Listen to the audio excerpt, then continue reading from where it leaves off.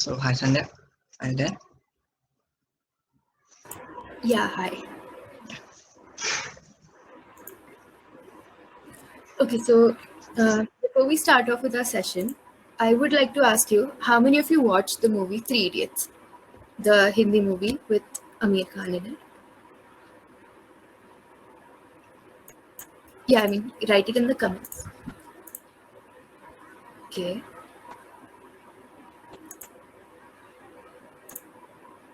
Wow, okay, that's a lot of people who watched it. Yeah, so even I have watched it, and I guess many people watched it. And for those of you who haven't watched it, I think you should watch it after this session. Okay, so I'll present my screen, and I'll tell you why this was relevant to our learning today.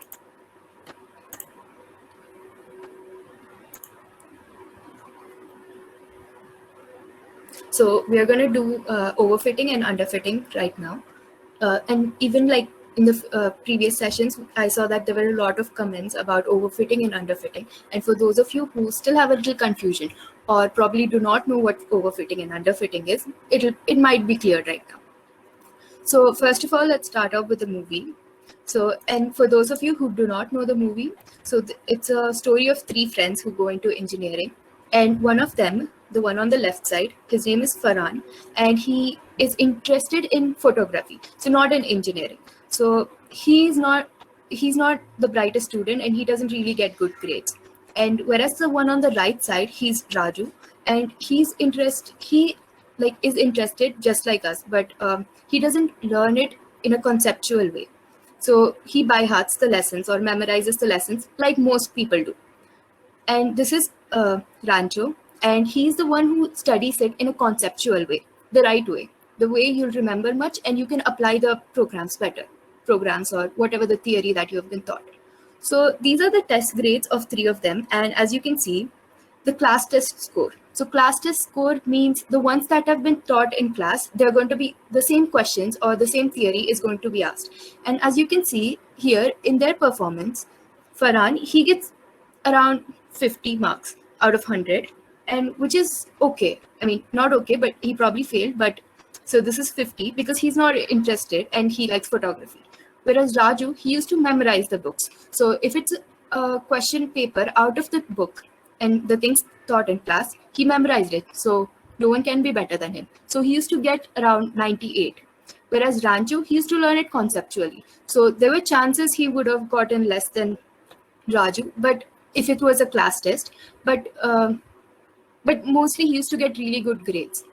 But if it was an examination, that is like our engineering examination, if it's like an application-based examination, then Farhan would get probably the same amount of marks he got in a class test because he didn't really study. Whereas Raju, even though he got really good marks in the class test, he would not get much marks because his concepts weren't clear. So whereas Rancho, he got pretty good in class test and also pretty good in a final examination because they're more applied application based kind of questions, right? So I think this part is clear, right? Any questions about this part?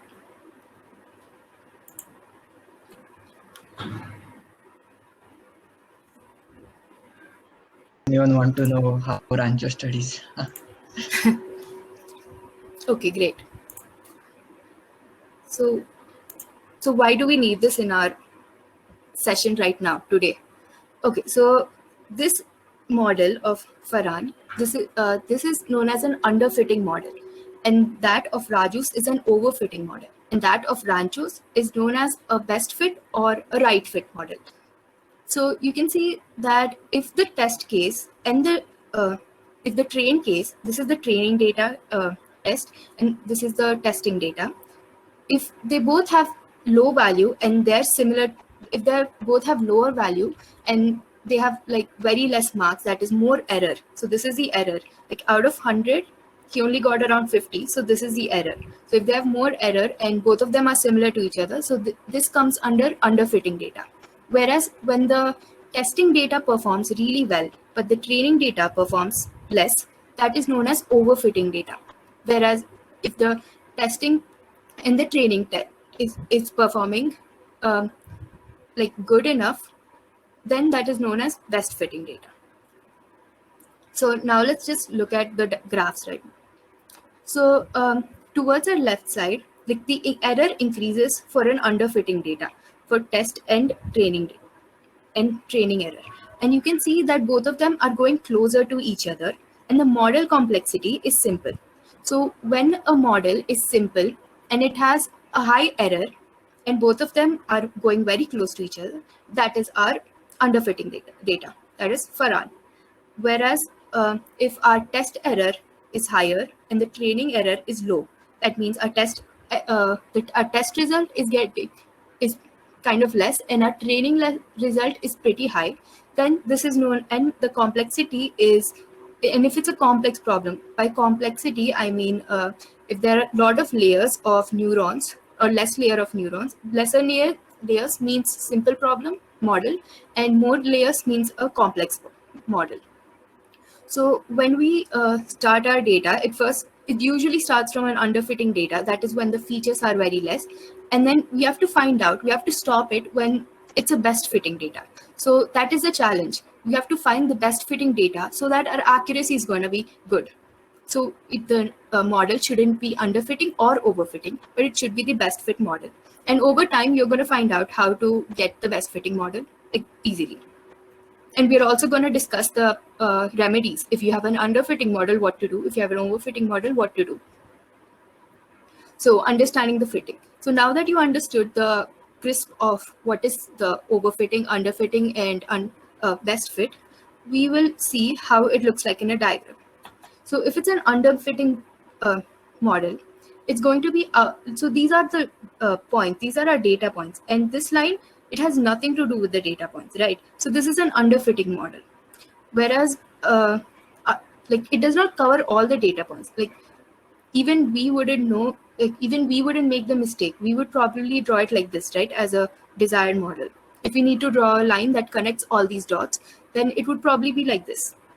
And if it's an overfitting data, it's too good to be true. It's kind of like the dots game we used to play as a kid, connecting the dots. So this is not, I mean, you might think that this is a good data, but it's not, because we can get a good training result, but when the result comes for testing, it would not be good. So we have to find out a way to get the desired result, that is the best fit or the most right fit. Now, this is one of the examples of an overfitting data. So this in this screenshot, we can see that they are trying to predict the values for Y train, and all of them are like the accuracy is high. I mean, the accuracy is high, and all of them are coming exactly the same, exactly how it. But that's too good to be true. But so that is for training data, and when we see the testing data, you can see how less the numbers go, right? So this is an overfitting data, and that is why we need to avoid it, because we do not know if like this is not an ideal case. We cannot do anything with this. So sometimes we can have a confusion whether if the model is just really good or it's just an overfitting data. So is this part clear as of now?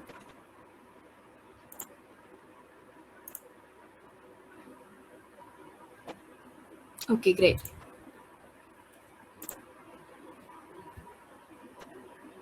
So we have to watch out for overfitting data. Now, you have seen how I've connected the dots. So now we have to draw a line between the O's and the X's. How are we going to do it? So if it's an underfitting data, it would have been just a straight line like this. See, you can see the X's are on the other side. The O's are on the right side, but the X's are on the other side. And if it's a normal one, we might have a few outliers. It is okay to have a few outliers. Or sometimes we can even remove the outliers, like depending on the data set of and if it's an overfitting data, it's going to be very like it's going to be very precise, too good to be true. So it's going to consider every single outlier. So this is how you differentiate. When you have to differentiate, this is the best example.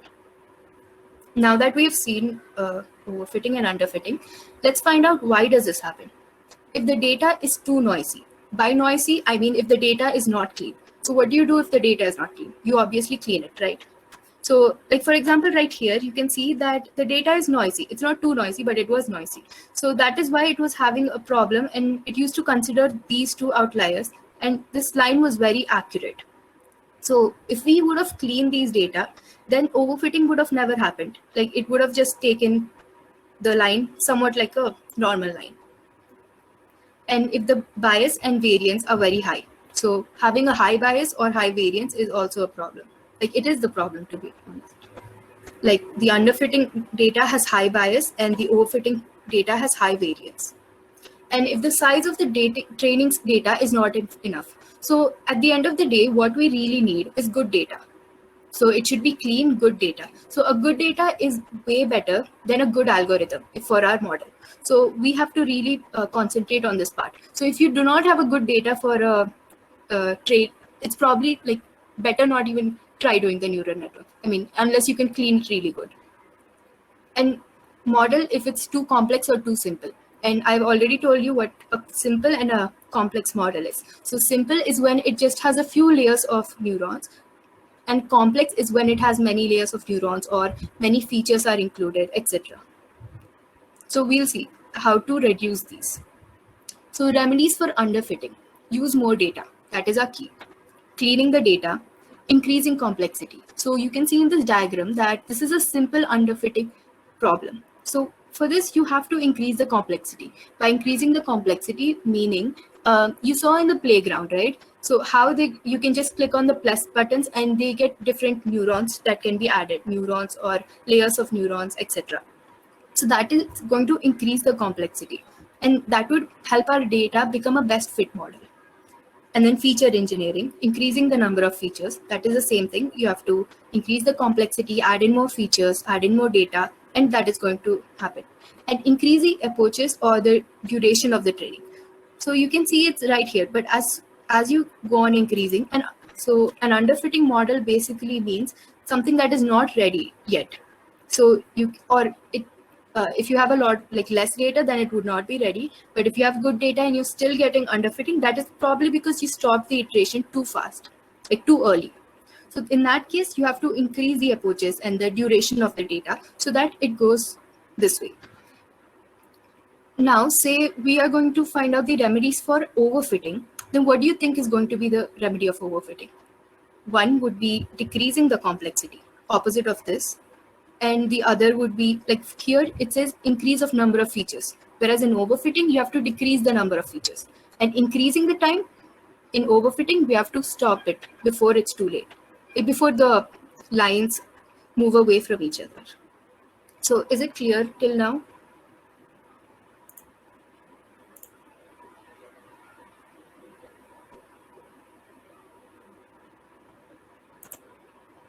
Okay, so okay, great.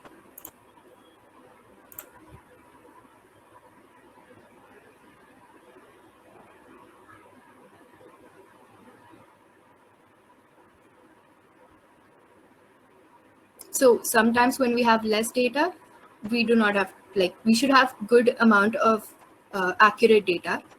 If we are able to clean it, then that's great. Now, remedies for overfitting. First of all, we have the early stopping. I mean, okay, the first one is training with more data.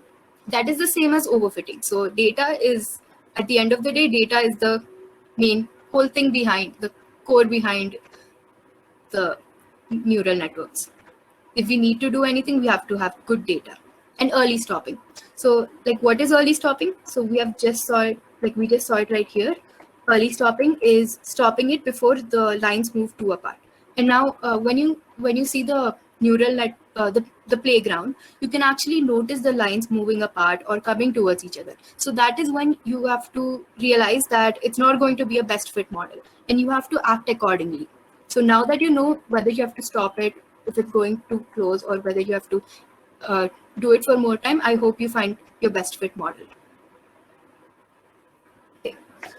So as you can see, it's moving away from each other. So you have to stop it right here when it's good. And this is when it's underfitting data. So number of approaches increase. Ensembling techniques. So some of you might have already used ensembling techniques in ML before, like neural networks. So this is one way of preventing overfitting data, and that is so the common ones are bagging and boosting. So I'll just quickly tell what's bagging and boosting. So bagging is when you take all the good models, that is like the strong models, and then you find out parallelly you find out the result. So that is bagging. So this is to smooth out the predictions. So this is you have to remember two stuff. That is, bagging takes the strong models and it's done parallelly, whereas boosting takes the weak models, it learns from the old ones, and it's done in a sequence. So these are the main difference between boosting and bagging, and these are the common ones, one of the ensembling techniques. So if neither of these two, like training more data or early stopping, don't work for you, then you can go on to ensembling techniques. I mean, there is no order, but you can take your call. Cross validation. So you must have seen what's cross validation, and if you did not, then I'll just give a quick overview. So this is the whole data. See, this is our whole data, and we divide it into parts. So we divided it into four parts, and then we take hyperparameters. Like okay, we take one hyperparameter, and we try to do different, like this, different iterations, taking different test cases. Okay, so we take this as test case, test data, and this is training data. Then we take this as test data, and these all as training data. This as test data, training data. So how many ever times it's required. So depending on how much model it is and how many batches you have divided your like your data into. Right. So, and then we take the average of what comes out as the result, like the accuracy, you take out the average and you find the cross validation. So sometimes like the accuracy of cross validation can be more than the accuracy, like if you do it normally. So it all depends on the data. So this is one remedy of overfitting, so that the data isn't too good, so that it doesn't get used to training on the same kind of data. So another remedy of overfitting is reducing the number of features. So if you remember, one remedy of underfitting was to increase the number of features, but as it's the opposite here, because they're the opposite cases, right? So first we can do it manually. That includes looking through all the features. So if you have a few features, so that will be feasible. But if you have a lot of features, then that is not really recommended unless you have a lot of time.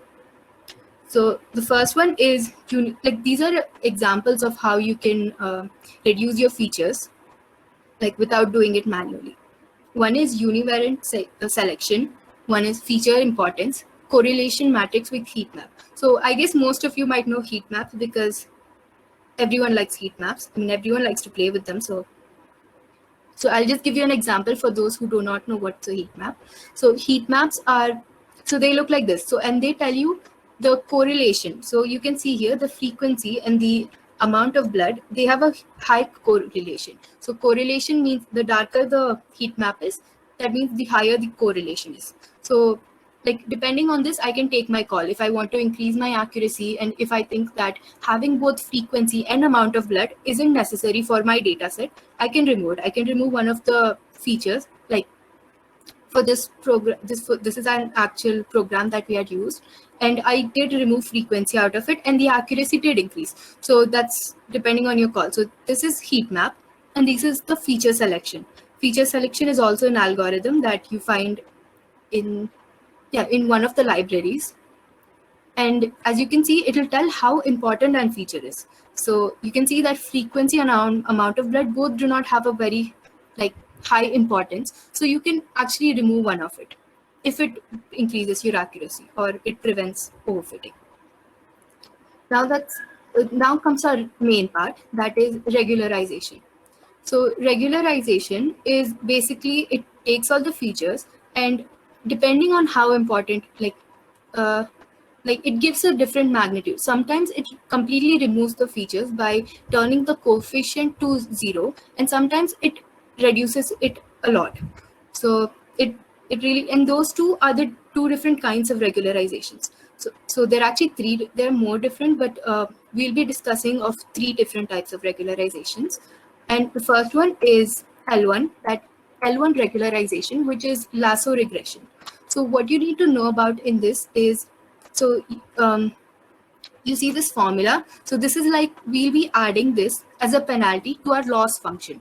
So adding the absolute values of magnitude of coefficient to the loss function. So this is going to help us. How? So this is going to it's going to, like, a few of the features, it turns it zero, like it turns the coefficient of a few of the features to zero. So when you do not have like many features and you want to and they do not contribute to the y value, then you can easily remove the feature, and this is one type of regularization. And we have L2 regularization, which is rigid regression. So this is adding the square magnitude of coefficient to the loss function. So this one is the sum of the like without squares, like just the variables, and this one is adding the sum and then taking an under root of all of it. And in this one, you have to keep in mind that it does not turn a feature to zero. It either gives it a very small value, like importance, as it can be close to zero, but it would not be zero. So that is rigid regression. So you might think, where is it going to be used? Like, why are they different? So the first one, it estimates the median, and whereas the second one, it estimates the mean. So if you have features that do not contribute to your like output, then you can easily just remove this by using lasso regression. But whereas you have features that do contribute to your regression, and you want to figure out like how much they, like, you have to like find a remedy for the overfitting by using all the features, then you use rigid regression. And now I'll be showing you a meme. Oh, sorry, not yet. So I'll show you how to add it to our loss function. So this is our loss function before regularization. So I think you must have remembered it from the previous sessions. Now, if we do L1 regularization to our loss function, then it'll be the same, except you're going to add this as a penalty. So that is lambda into W1. W1 is the sum of the coefficients. Whereas loss function and L2 regularization, you have lambda into W2, that is the squares of the coefficients. And you might wonder what's lambda. So lambda is a hyperparameter that is a constant value. It's known as regularization constant. So now time for the meme. So depending on, like, if you do get this joke, then you have to try to guess out what is the name of the next regularization technique, the name of the regularization technique in the chat box.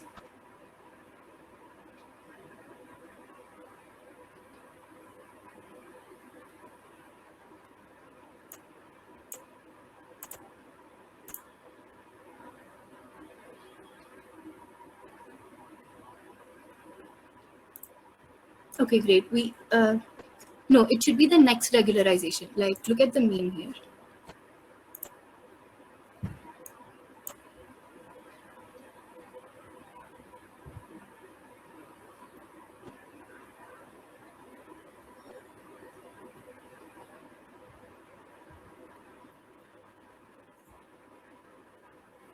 Yes, it's dropout regularization. So what does this mean? What does this do?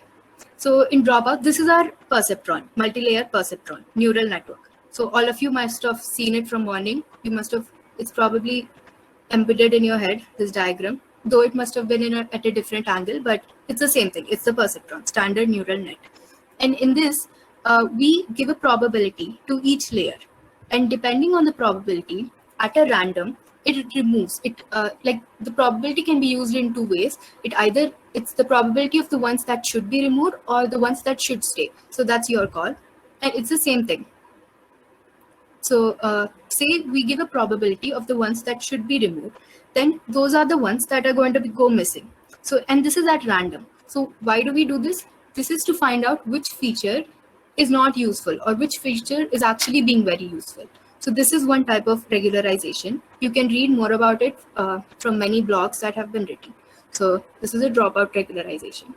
So any questions so far?